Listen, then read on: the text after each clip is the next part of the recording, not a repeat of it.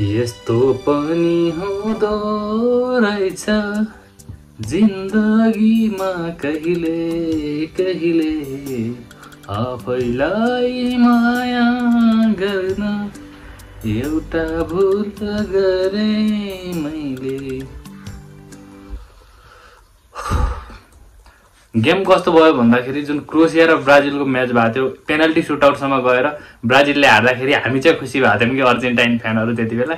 लगत्तै हाम्रो पनि म्याच भएको थियो 2-0 ले लिड लिइसकेको थियो अर्जेन्टिनाले। अनि नेदरल्यान्डले चाहिँ पछि दुईटा फर्काउँछ अनि 90+ मा चाहिँ फ्री किक गरेर चाहिँ गेम इक्वलाइज गर्छ हैन। गेम इक्वलाइज गरिसकेपछि एकदम तनावयुक्त थियो मेरो अवस्था। अनि गेम चाहिँ पेनल्टी सुटआउटमा जान्छ, अर्जेन्टिनाले बल्ल तल्ल जित्छ। आजको गेम पनि भयो त्यस्तै, हिजो राति भएको दुईटै गेम। फर्स्टमा रियल म्याड्रिडले 90+ मा एक्स्ट्रा गोल खायो कि अनि 2-1 को लिड गर्यो भ्यालेन्सियाले 90+ मा। त्यतिकैमा भ्यालेन्सियाले जित्यो। यसको लागि भ्यालेन्सियालाई थ्याङ्क यू भन्छु मनबाट एज अ बार्सा फ्यान। जब आफ्नो गेम भयो आफूले पनि ड्र खेल्यौँ कि 2 पोइन्ट एक्स्ट्रा आउन सक्थ्यो हामीमा भन्ने हो कि। भिनी जुनियरको पेनल्टी मिस थियो कि भिनी जुनियरले इक्वलाइज गर्दासम्मको टाइममा एकदम रमाइलो भएको थियो। फ्यानहरूले ट्रोल गर्न सुरु गरिसकेका थिए। अब कुरा आयो जब 90+4 मा एउटा गोल हान्छ भ्यालेन्सियाले, राम्रो क्रस निकाल्छ उनीहरूको एउटा स्ट्राइकरले अनि हेडर, दुईटै गोल चाहिँ हेडर हानेको थियो। मास्टर क्लास भ्यालेन्सियाले हिजो एकदम बवाल गेम खेल्यो। भ्यालेन्सियाको लागि त म एकदम नै खुसी नै छु भन्नुपर्छ, किनकि बार्सासम्म त्यत्रो खाथ्यो, 14 हो कि 12 गोल खाथ्यो टोटलमा हैन, एकै सिजनमा 2 चोटिको गोल।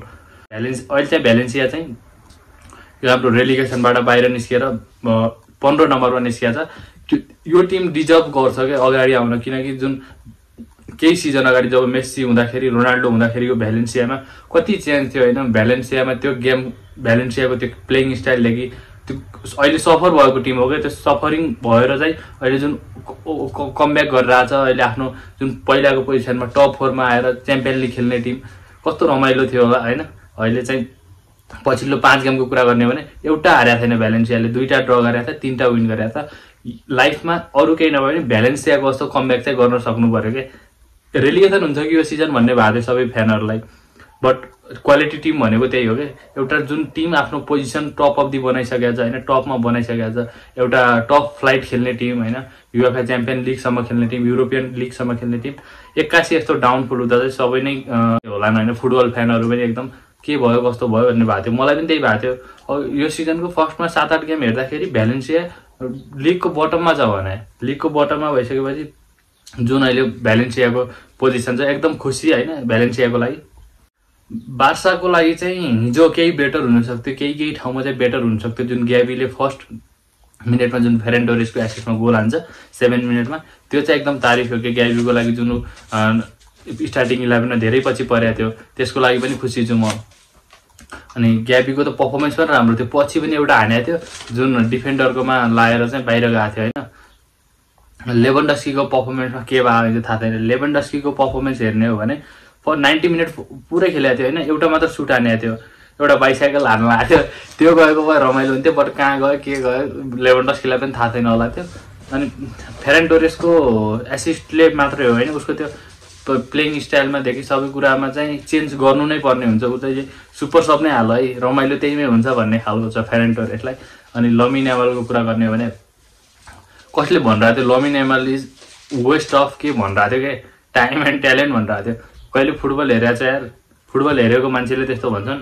लमिन यामालको at the age of 17 must dribble 8 वटा ड्रिबल गरेको थियो, 11 वटा ड्रिबल।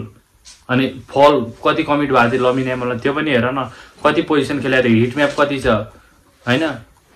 सबै कुरा हेर्नुपर्छ अनि मात्र बोल्ने हो क्या बाहिर आएर। मैले 17 इयरको भनेर उसलाई बचाउन चाहिँ खोजे होइन कि, प्लेयर भइसकेपछि जस्तो एजमा पनि खेल्न सक्नु पर्यो। 36 को एजमा जुन रोनाल्डो मेस्सीहरूले खेल्छन्, 17 एजमा यामालले खेल्छन्, कम्पेरिजन हुन्छ नै हैन, अवश्य कम्पेरिजन हुन्छ। त्यही पनि जुन प्लेइङ स्टाइल यिनीहरूको छ एट द एज अफ 17, यो भयो अरू प्लेयरहरूको, अनि आर्डर गुलेर यिनीहरूको पर्फर्मेन्स छ 17, 18, 19, 20 को एजमा एकदम तारिफ योग्य हुन्छ। यिनीहरूलाई चाहिँ हामीले चाहिँ ग्रो अप गर्ने हो हैन, फुटबलको लागि बनेको प्लेयर हुन्। जो बुन्डेसलिगा छन् यिनीहरूको पर्फर्मेन्समा पनि आफ्नै खालको भिन्नता छ हैन। प्रिमियर लिगको कुरा गर्ने हो भने कोल पाल्मरको पर्फर्मेन्स कस्तो थियो, सिटीले चेल्सीलाई पठाए हैन। अरू प्लेयरको पनि पर्फर्मेन्स छ, युलियन अल्भारेजको एट द एज अफ 21, 22 को पर्फर्मेन्स कस्तो थियो। कुरा गर्ने भने पेड्रीको चाहिँ 75 मिनेटमा बाहिर गएको थियो। पर्फर्मेन्समा हेर्दाखेरि पेड्री चाहिँ दाग नलाग्ने प्लेयर हो कि साली चलती फिरती कोकेन है कोकेन। हिजो चाहिँ अझ केही पेड्रीको चाहिँ बेटर पर्फर्मेन्सको आशा गरेको थियौँ, भएन। रफिना चाहिँ बेन्चमा हुँदाखेरि चाहिँ केही चाहिँ बार्सिलोनालाई गाह्रो नै भएको हिजोको गेममा। हुन त हामीले ड्र गर्दा पनि त्यस्तो दुखी चाहिँ म छैन।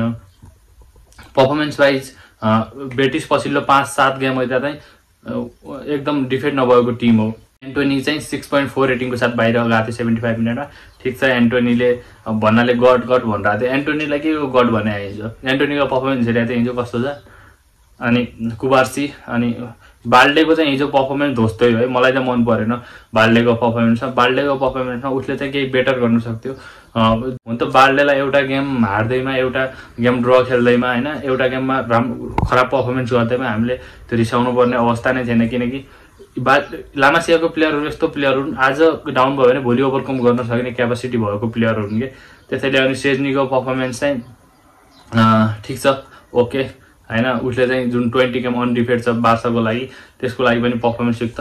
जुन हाम्रो यो बेटिसको गोलकिपर थियो, बेटिसको गोलकिपरको लागि पनि एकदम सुखद छ हिजोको दिन होइन। उनीहरूलाई चाहिँ ड्र गर्नु बराबर जित हो। जुन पर्फर्मेन्स चाहिँ बार्सिलोनाले पछिल्लो केही गेम यता चाहिँ पस्किरहेको छ, त्यसको लागि चाहिँ यतिसम्म ड्र गराउन सक्नु पनि एकदम तारिफयोग्य हो। जसले चाहिँ जुन टिमले चाहिँ रियल मैड्रिडदेखि, एथलेटिको मैड्रिडदेखि टप कम्पिटेटिभ टिमहरूलाई हराउँदै यहाँ आएको छ र यिनीहरूसँग ड्र खेलेको छ। त्यसमा पनि यिनीहरूले चाहिँ जुन पर्फर्मेन्स गरेका छन् एकदम यिनीहरूको लागि सल्युट गर्छु म यिनीहरूलाई, रियल बेटिसको टिमलाई। पर्फर्मेन्स चाहिँ फर्मिन लोपेज अनि Gerrard Martin, Raphinha, Eric gratia पछि आए पनि त्यस्तो गेममा इम्प्याक्ट गर्न सकेनन्। केही चान्सहरू बार्साले क्रिएट गरेको थियो, त्यतिकैमा चाहिँ ओभरअल हाम्रो चाहिँ 1-1 ड्र भयो। 1-1 ड्र भए पनि ठिक छ, हामी नेक्स्ट गेममा चाहिँ ओभरकम गर्नेछ। अबको गेम हुनेछ डर्टमन्डसम्मको गेममा चाहिँ बार्सिलोनाले एकदम बोबाल पर्फर्मेन्स गर्नुपर्ने। अरे बेटे तुझे थकान नहीं लग रही क्या? कुनै कम्प्रोमाइज छैन अबको गेममा। हामीले चाहिँ डर्टमन्डलाई चाहिँ एनी हाउ जित्नुपर्ने छ। 5वटा च्याम्पियन लिगको म्याचहरू, 7-8वटा चाहिँ लालिगाको म्याचहरू, अनि त्यसपछि आएर एउटा कोपा डेल्टाको म्याच जित्नुपर्छ।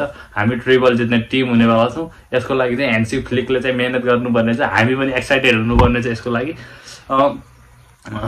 त्यो म्यानुअल पेलेग्रिनको जुन पर्फर्मेन्स छ यो सिजन एज अ कोचको रूपमा चाहिँ रियल बेटिसको, त्यो चाहिँ म चाहिँ उनीहरूलाई चाहिँ तारिफ गर्छु। किनकि एउटा कोच जुन चाहिँ त्यो 12-13 नम्बरमा त्यो गेमको लिग स्टार्ट हुँदाखेरि अहिले चाहिँ जुन आएर 5th पोजिसनमा आएर बसेको छ टिम, उसको लागि पनि त्यसलाई पनि थ्याङ्क यू। हाम्रो ह्यान्सी फ्लिकको त कुरै नगर, म जहिले तारिफ गरिराख्ने हाम्रो कोच हो। यस्तो चाहिँ पर्फर्मेन्स। अनि रियल मैड्रिडले चाहिँ उता चाहिँ ध्वस्तै पार्यो भनौँ, खत्तम भयो, तिनीहरू बर्बाद भए। यार तू क्या कर रहा है यार, तू मजाक है क्या? अब तिनीहरूको मुख कसरी देखाउने भन्ने भएको छ बाहिर, एकर्डिङ टु न्युज होइन, न्युजको अनुसार त्यस्तो भयो भनिरहेछन्। अब रियल मैड्रिडको कुरा गर्ने हो भने हिजो 8 बजे सुरु भएको थियो गेम सुरु हुँदा बित्तिकै चाहिँ रमाइलो भयो। फर्स्टमा त आनन्दसम्म चिल्याक्स पारामा बसेको थियो सबै। अनि जब गेममा चाहिँ 15 मिनटमा चाहिँ भ्यालेन्सियाले गोल हान्छ, भ्यालेन्सियाको गोल लगत्तै नै रियल मैड्रिड दबावमा आउनु सुरु हुन्छ। दबावमा आउन सुरु भन्दा पनि जुन उनीहरूले चान्सहरू क्रिएट गरिरहेको थियो त्यसमा केही छैन। बार्सिलोनालाई जुन डोरोपन गरे होइन, उनीहरूले जुन पर्फर्मेन्स बार्सिलोनालाई गराउन लगाए, त्यही मेन्टालिटी हो कि त्यहाँ यदि रियल मैड्रिडले जित्यो भए यहाँ बार्सिलोना पनि जित्थ्यो होला कि। रियलले पोइन्ट ड्रप गर्यो, म पनि अलिकति बिस्तारै काम भएर खेल्छु, केही प्लेयरहरूलाई बाहिर बसाउँछु भन्ने भएको थियो, त्यही भयो उल्टो। भिनिसियस जुनियर प्लेयर राम्रो होइन, त्यसमा कुनै डाउट छैन। जुन उसले पेनाल्टी मिस गर्यो होइन, के भनौँ, भिनिसियस अर्को गेमको लागि राम्रो तयारी भएर आउनु, गोल पनि हानेको थियो हान्न त। एम्बापेको पर्फर्मेन्स राम्रो थियो, एम्बापेले केही फिनिसिङहरू राम्रो गर्न सक्थ्यो, चुक्यो केही कुरामा जस्तो लाग्थ्यो मलाई।